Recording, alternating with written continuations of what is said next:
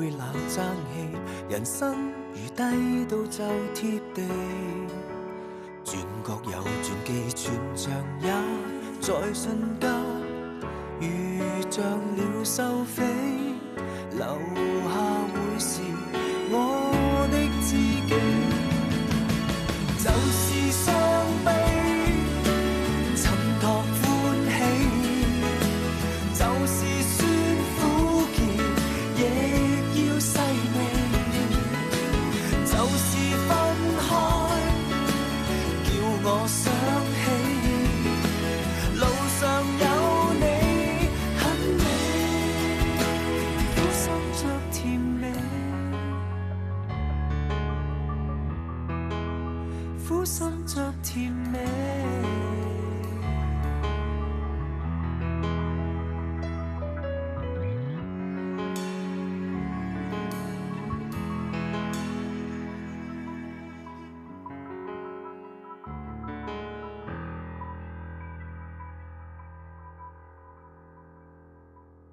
你咁後生，你係咪諗住攬住個貞節牌坊喺關家嗰度過世啊？聽晚9點鐘喺村口十里亭嗰度等。今晚係最後一個機會，過咗今晚個貞節牌坊炸落嚟，佢呢世都唔使旨意走。我哋關家出咗對奸夫淫婦，今晚我要以關家嘅大少奶身份，親自捉佢哋浸豬籠。你對奸夫淫婦竟然夾帶私逃，一於拉到佢浸豬籠啦！你哋誤會啦，唔會，你啊！平時扮到3精9烈，仲有你啊！呢隻咁嘅乸型啊，估唔到你原來係一對狗男女。喂，你講咩狗男女啊？你好翻晒啦！見到我好翻，好失望。你梗係想我呢世繼續傻下傻下，冇人揭發你兩個嘅奸情啦。唔怕老實同你哋講，其實我好翻一段日子。我之所以繼續傻落去，我就想揾出邊個係奸夫。今晚終於俾我捉奸在場，冇說話好講啦。該煨啦，等我哋啊，同真要幫佢起個貞節牌坊添㗎。好彩啊，祖先有靈啊，俾我哋及時識破你嘅奸情啊，唔係即係笑大人個口啊14728，捉佢哋翻去！喂，你唔好亂嚟喎！誒，九妹，唔好同佢哋鬥，我哋跟佢翻去。跟佢哋翻去？我哋行得正，企得正，咩都唔使怕。我哋跟你哋翻去，搞清楚成件事。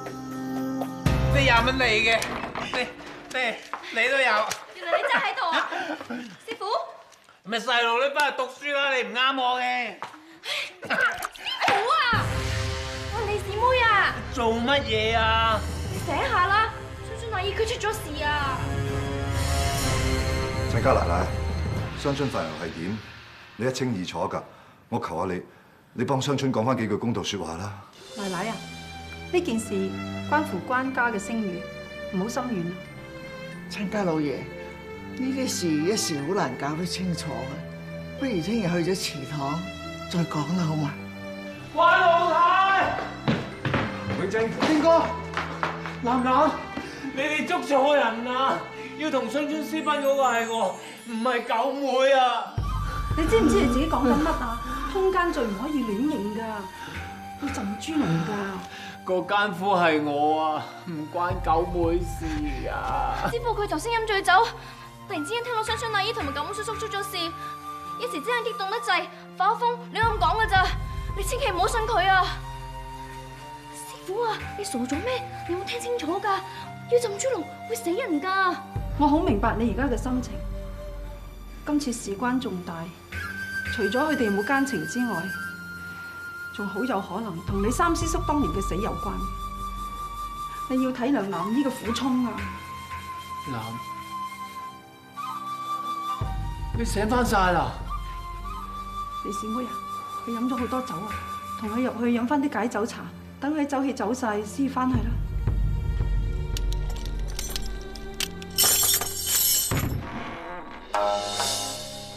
你走嚟做乜嘢？唔好講咁多啊！雙春，跟我走。走！你跟我走啦！你同九妹聽日要俾人公審啦！要公審就得佢哋公審，我唔會自己一個人走咗去抌低九妹嘅。你放心啦，我有辦法救到九妹噶。我同九妹係清白噶，就咁走咗去，我同佢兩個成世都要孭住奸夫淫婦呢個罪名。你知唔知呢個世界有幾多人含冤受屈而死啊？你不如同九妹隱姓埋名揾個地方過日子，總好過俾人哋捉去浸豬籠啊！九妹係無辜噶，點解無啦啦要佢白白成世偷偷摸摸咁樣過日子啊？我咧，我走咗去，我啲屋企人點樣啊？佢哋成世都抬唔起個頭做人啊！佢哋成世都係俾人燒啊！無論結果係點都好，我願意一力承擔，好過有啲人啊，臨陣退縮，寧願做縮頭烏龜。雙春，我為你好噶。好你條命啊！你要同我私奔嗰陣時，同我講啲乜嘢啊？你都係話要為我好，你中意嗰陣時候就俾個希望我，你唔中意嘅時候就縮沙，咁樣係叫為我好咩？縮沙唔緊要噶，點解你自己唔親自同我講？點解要自把自為，搵九妹頂替？你當我係乜嘢啊？對唔住啊！你唔要同我講對唔住，唔使你同我講對唔住。我連雙春多謝你至啱，我總算可以睇清楚你馬永貞係一個點樣嘅人。起碼我知道，我決定唔跟你，我係啱嘅。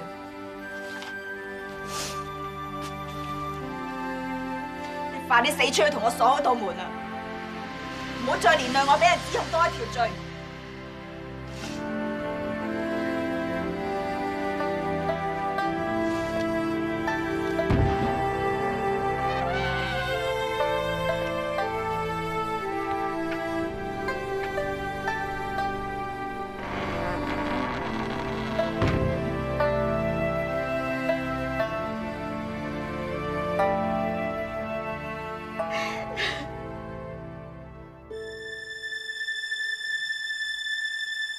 你係話呢啲衫裙係連雙春特登揾人做俾我嘅？係啊，阿細少，佢話大少奶你總有日會醒得翻，到時冇理由要你着翻以前啲舊衫裙喎，所以咧佢就揾啲裁縫每一年咧就做啲衫裙俾你。呢幾套咧都係啱啱今年先至做㗎咋。咁即係話佢諗住我會好得翻嘅係嘛？而家大少奶你真係醒翻，我諗住攞呢幾套衫裙用得着嘅，咁睇下大少奶你啱唔啱咯。佢咁做係有乜呢？二師叔，我夠膽用性命擔保，九妹同雙春係清白。你念在九妹係你徒弟，你去同藍姨傾一傾啊！我好明白。你好想幫佢兩個，但係凡事都要講真憑實據。而家佢兩個俾人捉咗，你就話佢哋係無辜嘅，咁有冇證據啊？九妹發生呢件事，我都好痛心，但係無憑無據，你叫我點樣向阿若男同埋嗰班鄉紳講呢？二師叔，你幫我呢次都係還翻個人情俾我，還翻個人情俾你。當年我阿爹託你照顧我同我細佬，但係途中失散咗，你應該知道點解。咁講係咩意思？我就記得好清楚。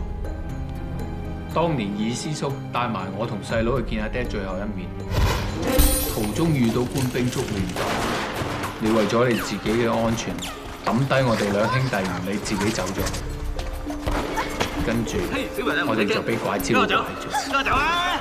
後尾我同我細佬失散咗。到而家，我細佬嘅生死我都唔知，咁你係咪欠咗我爹同我同細佬一個人情啊？咁你家姐要挾我？你係做生意嘅人，我想同你做單交易啫。講嚟聽下。你咪一直都嫌我篤眼篤鼻嘅，只要佢哋兩個冇事嘅話，我應承你即刻離開教陣，以後唔再喺你面前出現。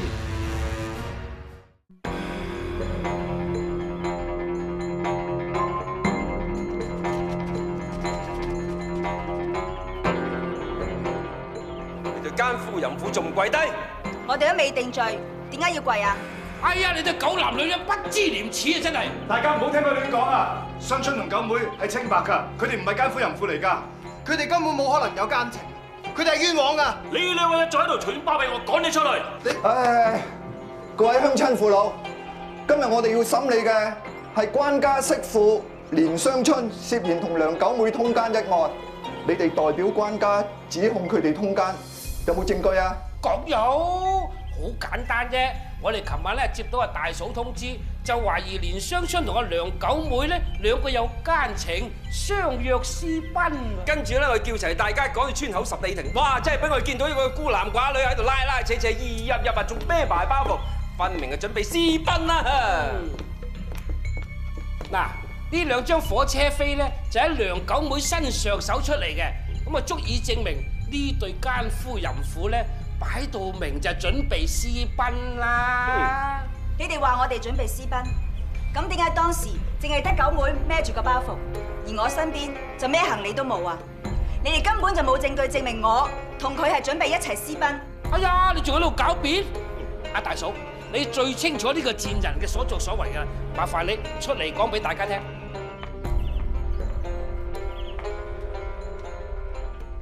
大嫂啊，呢件事咧關乎我哋關家聲譽同埋大哥個死㗎，你真係要講清講楚啊！如果唔係咧，大哥九泉之下真係死得唔眼閉㗎。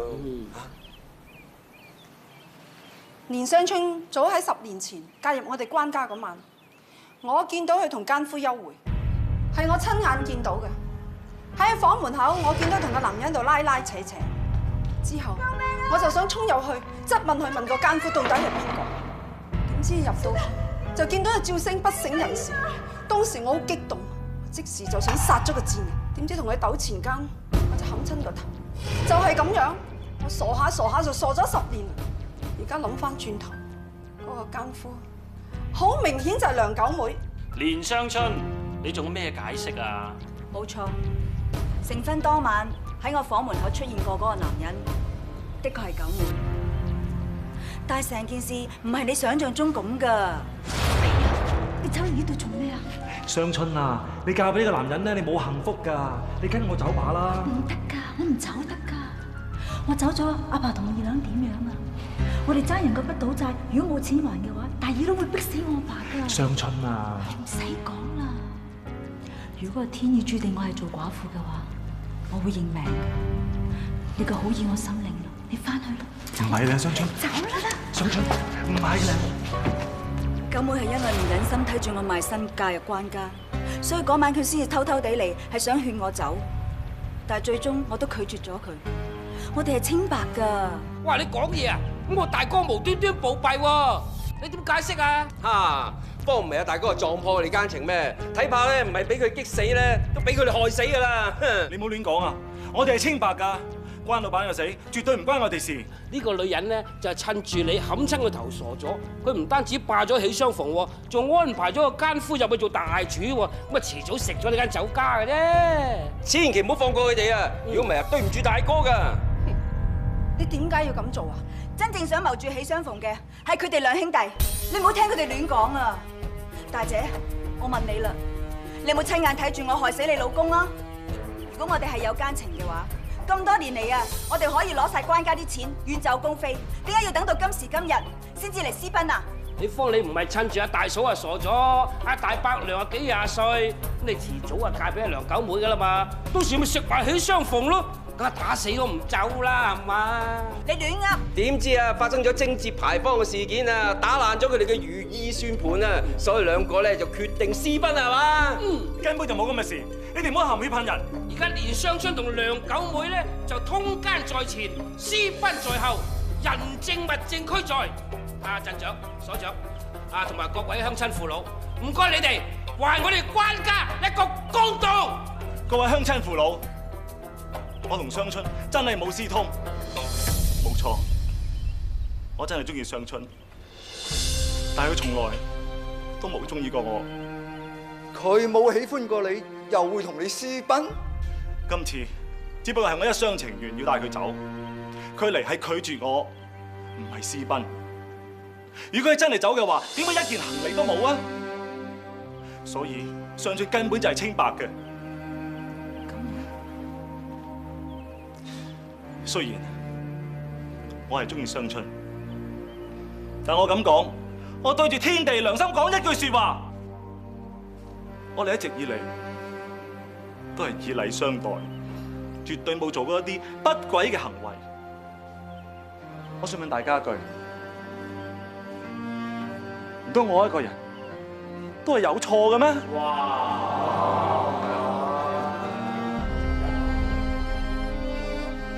講得好，我一個人係冇錯㗎，最錯嘅就係愛錯咗人。九妹佢愛得光明磊落，敢愛敢認，唔似有啲卑鄙小人咁樣，冇膽去愛，冇膽去承認，仲要連累埋身邊嘅人。師傅啊，相信阿姨你好似喺度鬧緊你咁喎。你而家俾把刀佢啊，佢就想斬死我啦。咁點算啊？而家唔通師傅你真係匿度唔出去咩？我走出去都冇用，就算我話俾人哋聽，同雙春私奔嗰個係我，都只係救到九妹，救唔到雙春。因為只不過係換咗奸夫，雙春始終都係嗰個淫婦。但係九妹叔叔佢無辜噶喎。九妹佢唔會有事，因為佢哋根本絕對冇可能有奸情。經過討論之後咧，我哋一致決定梁九妹同埋連雙春通姦一事，證據確鑿，依照正規。咪住，我有證據可以證明，我同雙春係絕對唔會有奸情。九妹，因為我係個太監。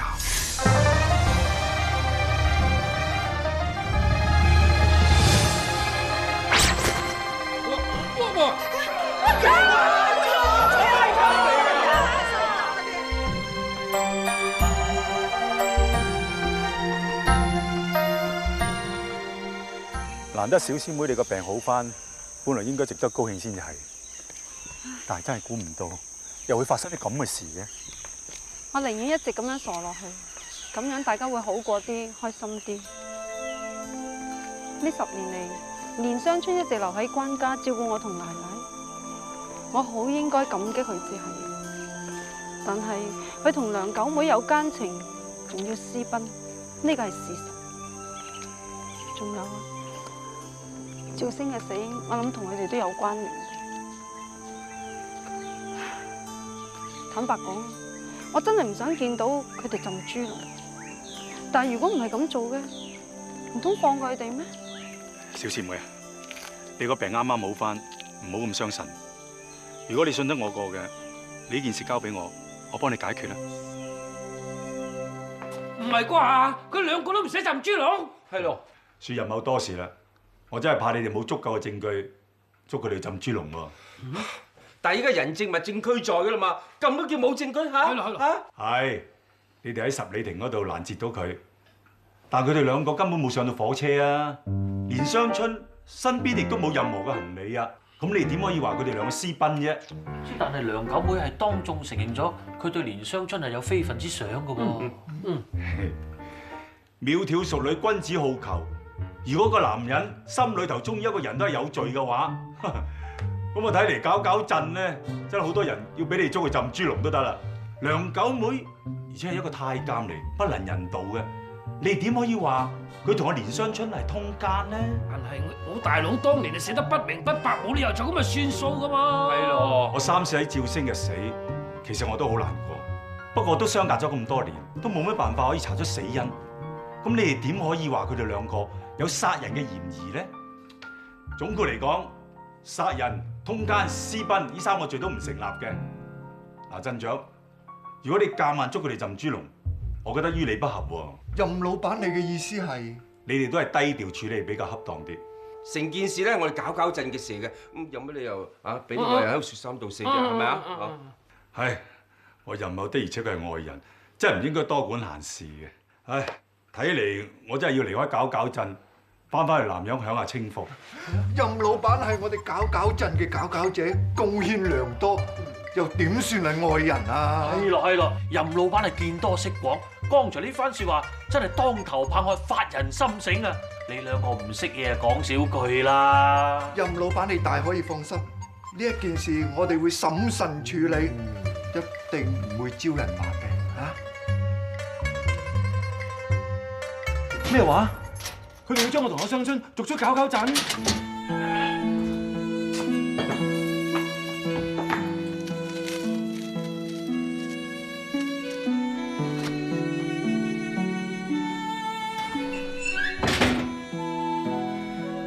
任飛揚雖然幫你哋講得咗私奔同埋通姦嘅罪名，但係關照仁同埋關照義嗰兩個衰人，話你哋敗壞咗關家嘅家聲，一定要將你哋逐出搞搞震。算啦，唔使累到阿雙春浸豬籠嘅話，其他嘅事已經唔重要。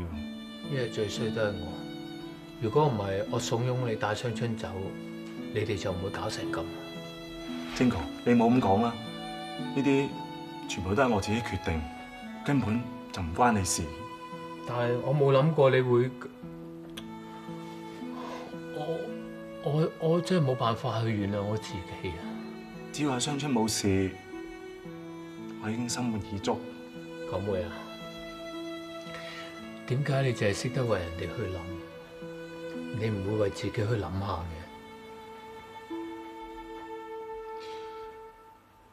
如果你真係中意一個人，就唔會計較所有嘅得失。不過可惜，阿雙春中意嗰個唔係我。晶哥，事到如今，你同阿雙春走啦。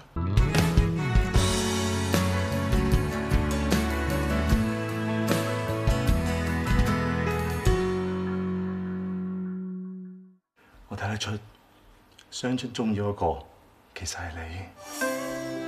喺咁多年嚟，雙春實在受咗太多苦咯。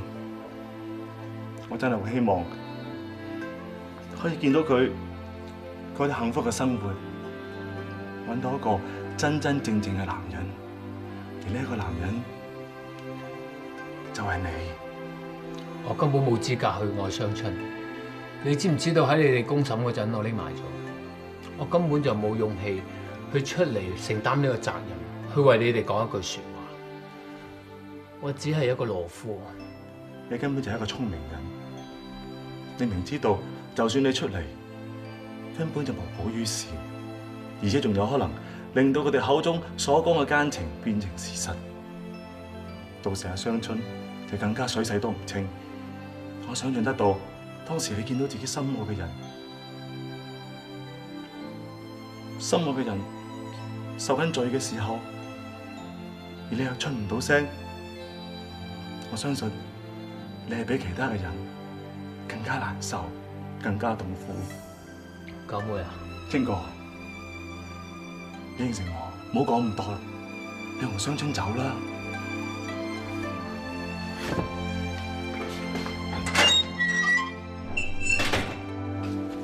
我諗你真係搞錯咗啦。其實我只係一個懦夫嚟嘅啫。試問雙春跟住一個懦夫，又點會有幸福？我只係一個大難臨頭嘅時候會走咗去嘅戰爭嚟嘅啫。邊個？我唔相信你係一個咁嘅人。嗱，如果你仲當呢個戰爭係朋友嘅話，我唔該你即刻帶雙春離開搞搞震，有咁遠走咁遠，喺佢身邊好好照顧佢，因為只有你先係真真正正去愛護雙春嘅好男人。晶哥，晶哥，晶哥！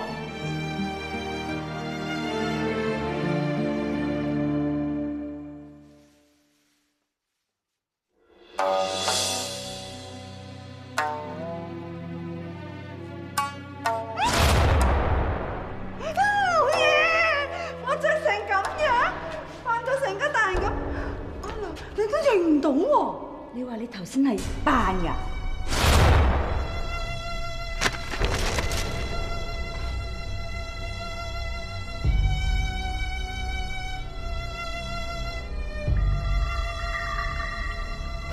咁大隻曱甴！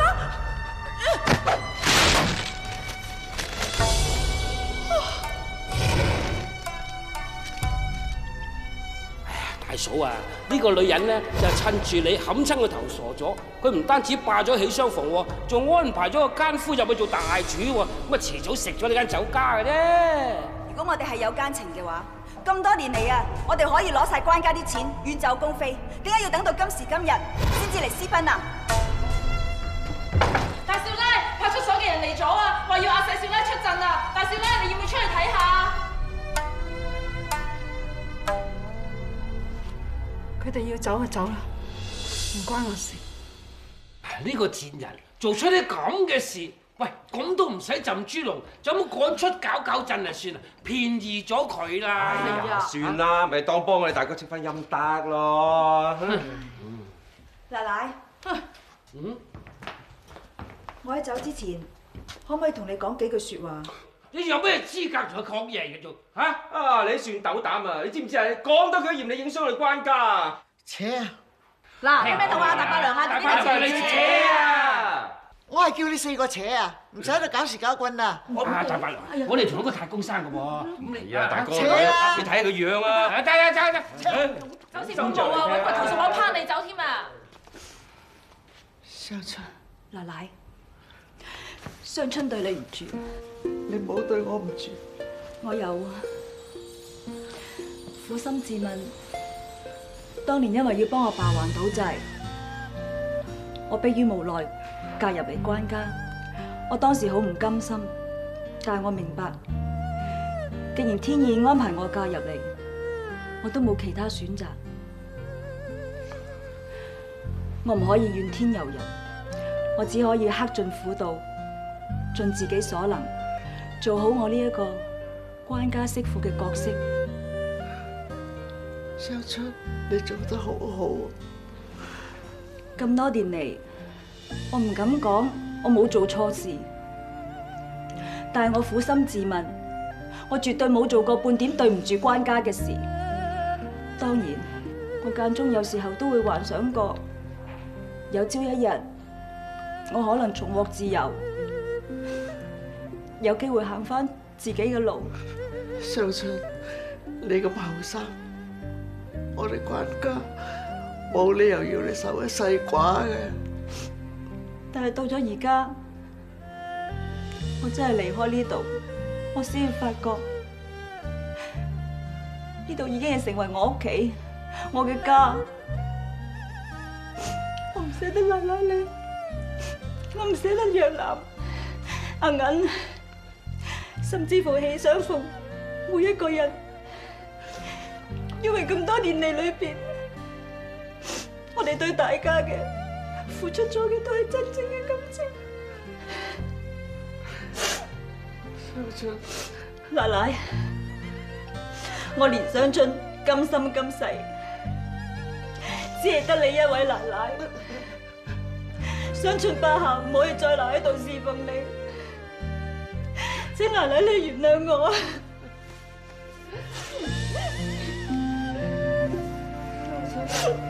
奶奶，你做得好好。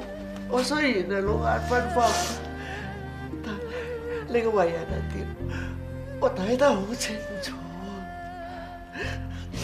你起身啦，行啦。你保重啊！保重啊！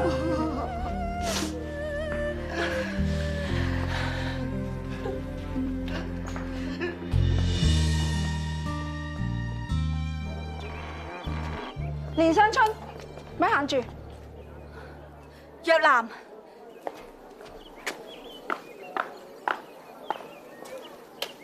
呢錢你收咗佢。哇！你俾咁多錢我？你唔好誤會啊！我咁做唔係因為原諒你，我只係念在呢10年嚟，你總算為我撐住喜相逢同埋關家。收咗呢啲錢之後，關家以後同你冇拖冇欠。如果我收咗呢啲錢，你個生活好過啲嘅話，我會收咗佢。放心啦，我幾時都咁好過。你要小心關照人、關照義兩兄弟，佢哋咁多年嚟咧都謀住喜相逢，佢哋唔係好人嚟噶。佢哋係咩人，我好清楚。講完啦嘛，小心上路。你自己保重啊！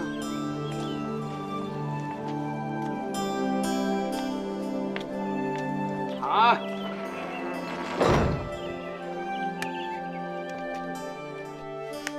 阿爸，雙春，阿爸家姐啊，你唔好咁樣樣啦，搞到生離死別咁有咩好啫？係咧，有冇見到九妹啊？九妹佢啱啱先翻過嚟，執咗啲行李走啫。佢本來係想跟埋表姐你一齊上路嘅。最衰都係嗰個死人147啊！死都要講阿九妹行，唔俾佢等埋家姐嚟。唉，咁你哋傾少兩句，零零林林追出去啊，咪追到阿九妹有個照應咯。麻煩你喺出邊等我好唔好啊？好啦好啦，不過唔好傾咁耐喎嚇。唔該你。唔得，唔得，我唔可以俾雙春蒙受不白之冤嘅。我要去再同鎮長理論，等雙春可以留低。而家雙春唔使浸豬籠，執翻條命，已經大壞夾好彩啦，仲同人理論啲乜嘢啊？咁我哋明知雙春係無辜噶嘛，咁唔通都唔出聲咩？我哋知有鬼用咩？出邊嘅人唔係咁諗啊嘛。咁唔通我哋眼白白睇住家姐無家可歸啦喎？咁有咩辦法？雙春同九妹而家喺出邊，人哋個個覺得你奸夫淫婦、神憎鬼厭啊！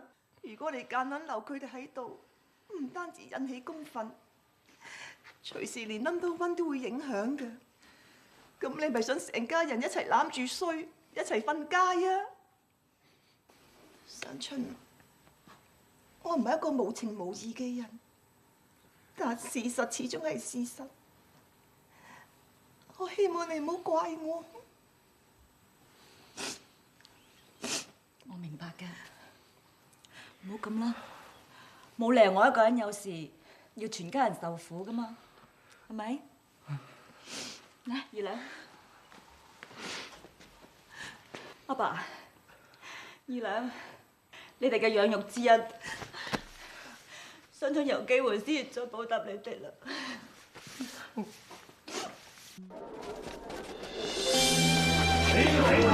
快啲扯啊！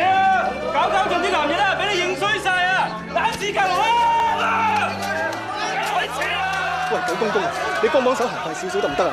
人哋想掟你，而家掟埋我啊嚇！我即刻死頭先掟佢！滾！喂，你做咩？你嚟啊！雙春，我終於等到你啦！我哋話過要同甘共苦㗎，呢條路咧，我唔會俾你一個人行㗎。我哋光明正大，一於抬起頭行過去。嗯。行啦！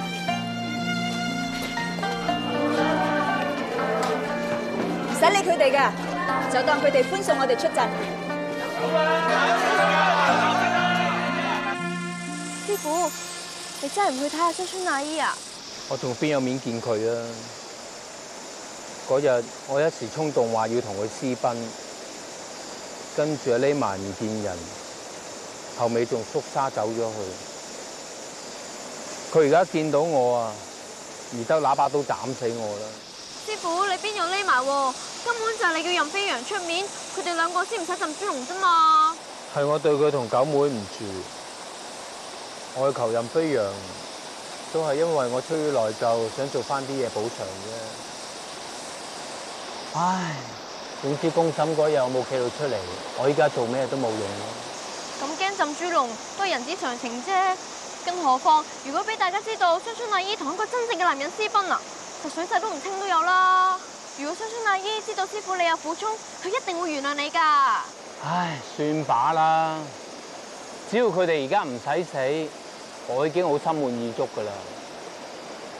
講到犧牲，我真係拍馬都追唔上九妹啊！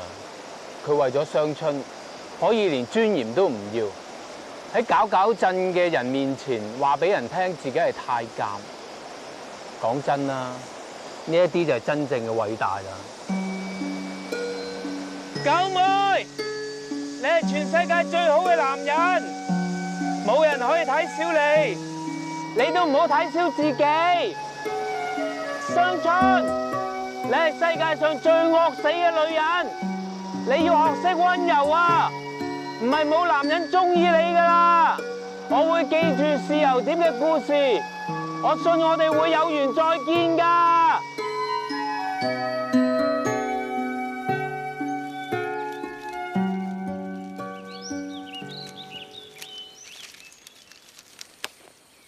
你知唔知啊？你三師叔一直有個心願，喺在生之年可以揾翻你兩兄弟。而家總算完咗一半心願。佢知道你嚟拜祭佢，佢一定好開心啫。希望佢在天之靈保佑我哋早日可以揾翻永寧，等你兩兄弟可以團聚。人海茫茫，都隔咗成20年咁耐，我諗都幾難。就算而家細佬兜口兜面俾我見到佢，我都未必認到佢啦。呢日都係你二師叔，又會咁大意走失你兩兄弟，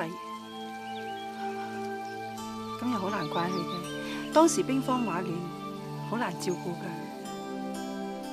係咧，三師母啊，唔知道阿爹佢哋當年三師兄弟嘅性格係點噶？佢哋啊，大師兄年紀最大，但係最講義氣；二師兄係最聰明，善解人意。至於趙星，蠢就蠢咗啲，但係勝在夠忠厚。而家諗翻轉頭，真係唔明，三個都唔同性格，又可以走埋一齊，仲做埋師兄弟添，可能呢啲就係緣分啦。阿爹當年做出啲咁嘅錯事，三師母你一定好唔開心定？我諗到依家，我都唔相信你阿爹會做出啲咁嘅事。你阿爹份人我最清楚，大情大性，恩怨分明。我真係唔明，點解會搞成咁？咁二師叔咧，我見佢對你幾好噶。二師兄對我真係好好噶，諗盡方法都要引我開心。你唔好睇佢而家成個大商家咁，其實佢身世都幾可憐嘅。我聽我爹講過，佢都算係含住金鎖匙出世嘅富家子弟。可惜有一次天災，將佢嘅家園一夜之間夷為平地，搞到家破人亡，最後都變成孤兒添。咁啊，真係睇佢唔出喎。二師兄個人好聰明㗎，佢嘅廚技啊，叻過你阿爹同埋趙星啊。弊在人品唔好嗰度。點解咁講啊？我喺度諗緊，三師母你最終冇揀到二師叔，梗係嫌佢人品唔夠好啦。人品嘅嘢就見仁見智啦。又或者因為咁，所以搞到佢當年咁大個人都未娶妻生子咯。其實我今次見翻三師母，真係有一種見到阿娘嘅感覺。有冇俾我之前嗰個傻更更個樣嚇親？點會啊！嗰陣你不知傻得幾可愛，反而你而家醒翻要撐起成間喜相逢，個人就憂愁咗好多啦。係咧，你有冇諗住揾翻個人？哈，永貞你又亂講嘢啦！我係話揾翻個人幫你手咋。邊度有人好似邊有人肯捱義氣啊？啊！如果當年你嫁咗俾我阿爹咧，你依家就係我。可惜關家上下都係女人，我唔方便住入去，費事啲三姑六婆講閒話啦。如果有咩寫上嚟，大家都叫做有個照應啊嘛。永貞啊，你咪真係想幫三師母先？如果係嘅，等我諗下辦法。乜話？上契？係啊，今次咁難得見翻永貞，總算了咗我同趙星咁多年嘅心願。我哋膝下又無兒無女，我諗住同阿永貞上契，大家有個照應。當年師公對阿爹有恩，我無以為報。我諗住好好侍奉契媽，當係一點嘅心意啊！二師叔，你唔會反對㗎嗬？哦，難得你咁有孝心，我點會反對咧？係啊，聽日咧，我哋諗住去寺廟嗰度還神啊！還神啊！阿媽，不如我哋聽日都一齊去咯，順便可以行下啊嘛。都好喎，順便幫你個傻仔啊求支姻緣簽啊！Auntie 啊，你曬唔曬啊？唔曬。咁你口唔口渴啊？我帶咗啲柚子嚟啊！陣間我哋要揾個陰頂坐低，我搣個俾你解渴啊！Susie 啊，你真係好細心㗎，我哋天天識到你咧，真係佢嘅福氣啊！邊度係咧 ？Auntie 你過獎啦。啊，唔怪之得一聽到我哋話還神，就即刻帶媽媽嚟啦。而家想行呢個奶奶政策，喂，你唔係話想玩鬼佢啫咩？你唔係動咗真情玩出火啊嘛？動咗真情唔會，點會咧？我其實咧就係等佢諗住真係可以嫁入豪門，最有希望嘅時候咧，先至將佢飛甩，咁佢先至揸到舞啊嘛，係嘛？哦，師傅，契媽，不如我哋試下求翻支簽，問下運程咯。我而家有個咁乖嘅契仔，同埋一個契孫，嗰啲運已經好好嘅，仲使咩求簽啫？一楠啊，我想幫我天天咧求支姻緣簽啊！我想睇下幾時有新抱茶飲啊！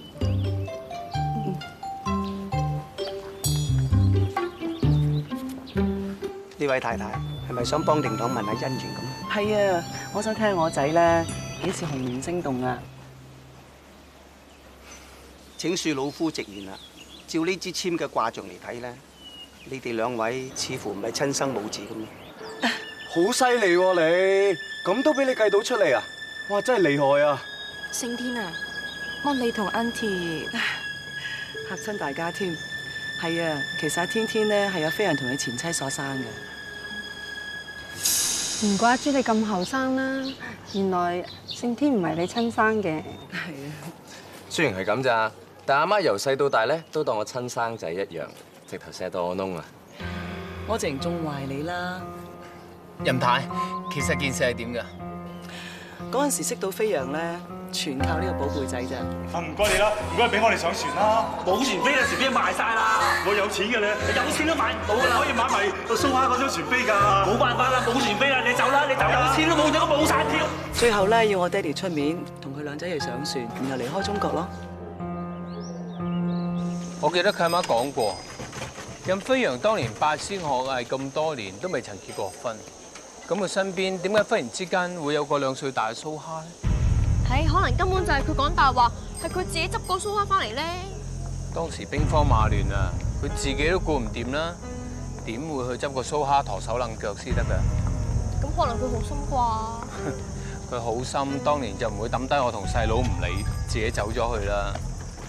佢之所以一路抱住個蘇蝦喺身邊，原因只有2個。第一，就係個蘇蝦對佢有利用價值；第二，佢對個蘇蝦有特殊嘅感情。會有咩特殊感情啊？譬如話，佢對個蘇蝦唔住。我計過晒，無論時間同埋年齡都非常吻合。我懷疑佢當年抱住嗰蘇蝦，就係我失散多年嘅細女。無驚無險無後顧地，我會冷爭氣，人生如低到就貼地，轉角有轉機，全場也在瞬間，如像鳥獸飛，留下會是我的知己，就是傷悲，襯托歡喜，就是酸苦澀，亦要細味。就是分開，叫我想起路上有你，很美，苦心着甜美。